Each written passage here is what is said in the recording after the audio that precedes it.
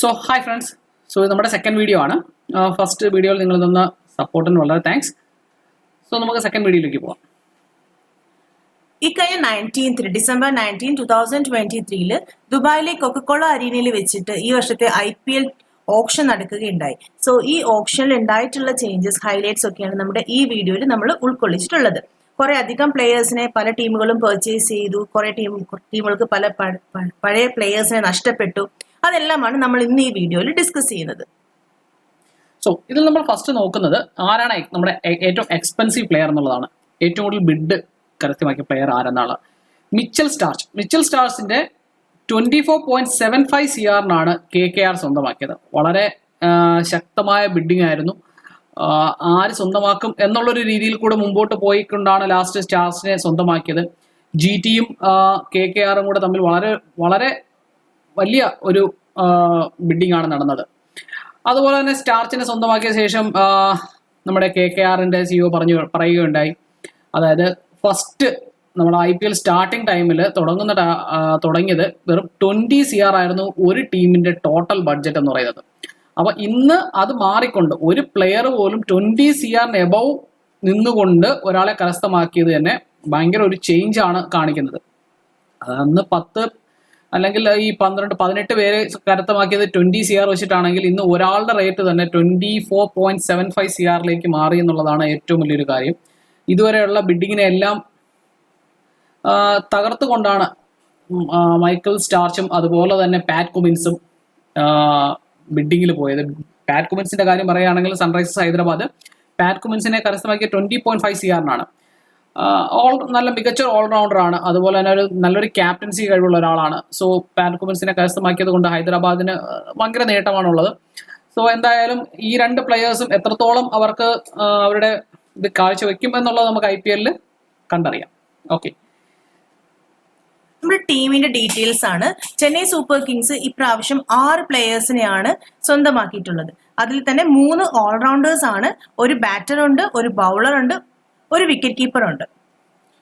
So അതിൽ നോക്കുകയാണെങ്കിൽ ആരൊക്കെയാണെന്ന് നോക്കിക്കഴിഞ്ഞാൽ ഒന്ന് നമ്മുടെ മിച്ചലിൽ 14 CR പോയത്. പിന്നെ റിസ്വി, ഷാക്കുൽ താക്കൂർ, പിന്നെ മുസാഫിർ റഹ്മാൻ, രച്ചിൻ രവീന്ദ്ര, അവിനിഷ് റാവ്, ഇവരൊക്കെയാണ് CSKയുടെ പ്ലേയേഴ്സ് എന്ന് പറയുന്നത്. അതിൽ മിച്ചലിന്റെ 14 CR കൂടുതലാണെങ്കിൽ രച്ചിൻ രവീന്ദ്രയുടെ 1.8 CR അവർക്ക് കിട്ടിയ ഒരു ബോണസ് എന്ന് തന്നെ പറയാം. കാരണം ഏറ്റവും നല്ലൊരു ബാറ്റ്സ്മാനും അതുപോലെ തന്നെ ഒരു പാർട്ട് ടൈം ബൗളറും കൂടിയാണ് രച്ചിൻ രവീന്ദ്ര. സോ അതിൽ ചെന്നൈ സൂപ്പർ കിങ്സ് എങ്ങനെയാണ് അവരെ യൂസ് ചെയ്യുന്നത് നമുക്ക് നോക്കാം. ഡൽഹി ക്യാപിറ്റൽസിന്റെ കാര്യം പറയുകയാണെങ്കിൽ ഡൽഹി ക്യാപിറ്റൽസ് ഇത്തവണ 9 പ്ലേയേഴ്സിനെയാണ് പർച്ചേസ് ചെയ്തിട്ടുള്ളത്. അതിൽ തന്നെ ഒരു all rounder, 2 batter, 2 bowler and 4 wicket കീപ്പേഴ്സിനെയാണ് അവർ സ്വന്തമാക്കിയിട്ടുള്ളത്. ഈ 9 പ്ലേയേഴ്സ് എന്ന് പറയുമ്പോഴത്തേക്ക് കുമാർ കുഷാഗ്രയാണ് അവർ ഏറ്റവും ഫസ്റ്റ് ആയിട്ട് എടുത്തിട്ടുള്ളത്, വിക്കറ്റ് കീപ്പർ ആയിട്ട് എടുത്തിട്ടുള്ളത്. അത് 7.2 CR. പിന്നെ Richardson, Harry Brook, Sumit Kumar, Hope, പിന്നെ സ്റ്റബ്സ്, റിക്കി ബോയ്, സ്വസ്തി ചിക്കാര, റാഷിദ് ദാർ, ഇവരൊക്കെയാണ് ഇവരുടെ പ്ലേയേഴ്സ് എന്ന് പറയുന്നത്. ഗുജറാത്ത് ടൈറ്റൻസിലേക്ക് വരികയാണെങ്കിൽ അവർക്ക് 8 പ്ലേയേഴ്സിനെയാണ് ഈ ഒരു ബിഡിൽ അവർ സ്വന്തമാക്കിയിട്ടുള്ളത്. അതിൽ 2 ഓൾറൗണ്ടേഴ്സ് ഉണ്ട്, 5 ബൗളേഴ്സ് ഉണ്ട്, ഒരു വിക്കറ്റ് കീപ്പർ ഉണ്ട്. സോ ആ പ്ലേയേഴ്സിനെ നോക്കുകയാണെങ്കിൽ ആരൊക്കെയാണെന്ന് നോക്കുകയാണെങ്കിൽ സ്പെൻസർ ജോൺ, അതാണ് അവരുടെ main bowler.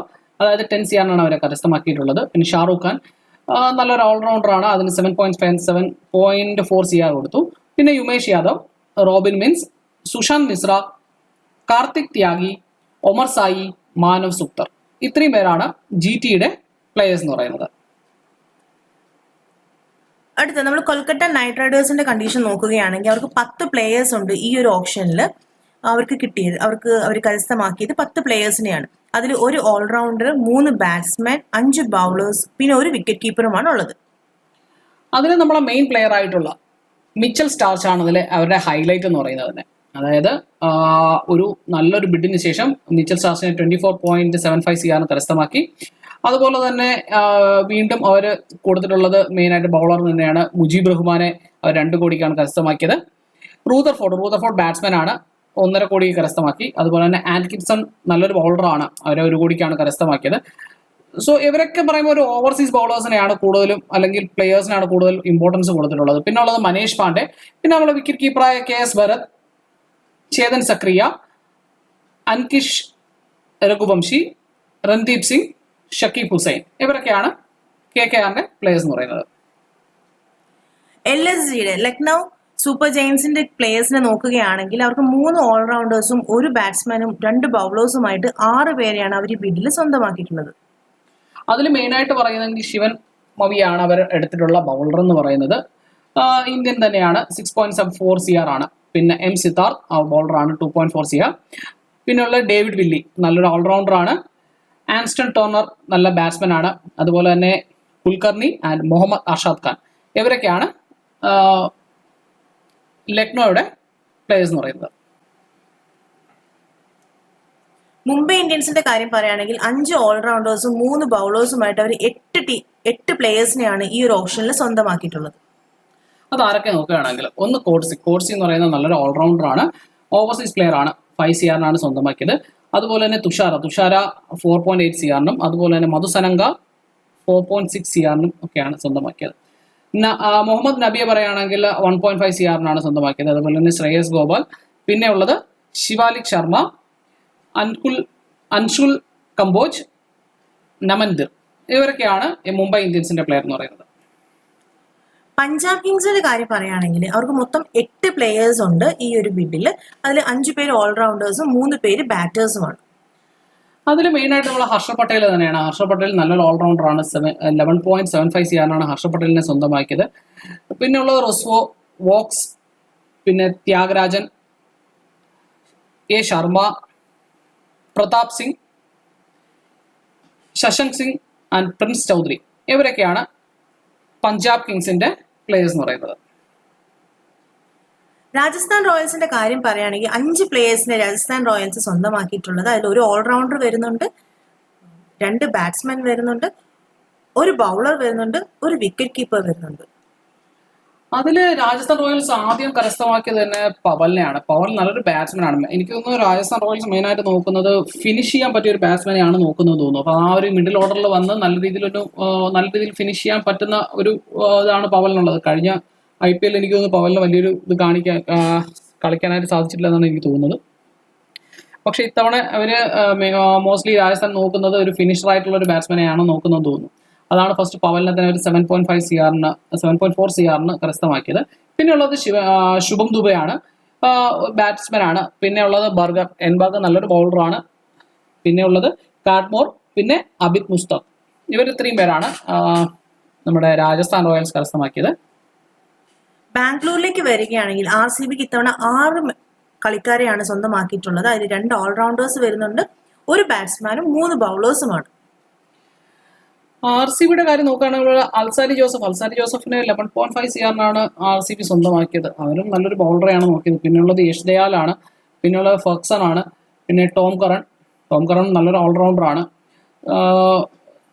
Sourav Chauhan and Swapnil Singh, ഇത്രയും പേരെയാണ് RCB സ്വന്തമാക്കിയത്. അതിലൊരു ബൗളറിന്റെ നല്ലൊരു നിരയെ തന്നെ RCB ഇതിൽ സ്വന്തമാക്കാനായിട്ട് ശ്രമിച്ചിട്ടുണ്ട്. അതുപോലെ തന്നെ ടോം കറണും നല്ലൊരു ഓൾറൗണ്ടറാണ്. സോ RCBക്ക് ഫസ്റ്റ് ഓപ്പണിംഗ് ആരെ ആവശ്യമില്ല, ഓൾറെഡി എല്ലാവരും ഉള്ളത് കൊണ്ട് തന്നെ അവർ നല്ലൊരു ടീമിനെ സ്വന്തമാക്കി എന്ന് തന്നെ വിശ്വസിക്കാം.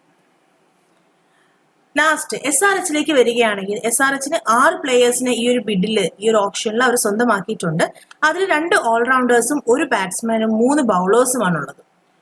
SRHനെ സംബന്ധിച്ചിടത്തോളം എനിക്ക് തോന്നുന്നു ഇതൊരു വലിയൊരു ബിഡിങ്, വലിയൊരു ഇത് തന്നെയായിരുന്നു. അപ്പോൾ എനിക്ക് തോന്നുന്നു അവർക്ക് വേണ്ടത് നല്ലൊരു ക്യാപ്റ്റൻസിക്ക് പറ്റിയ ഒരാളെ വേണം, അല്ലെങ്കിൽ പ്രത്യേകിച്ച് നല്ലൊരു ഓൾറൗണ്ടർ ആവശ്യം വളരെ അത്യാവശ്യമായിരുന്നു.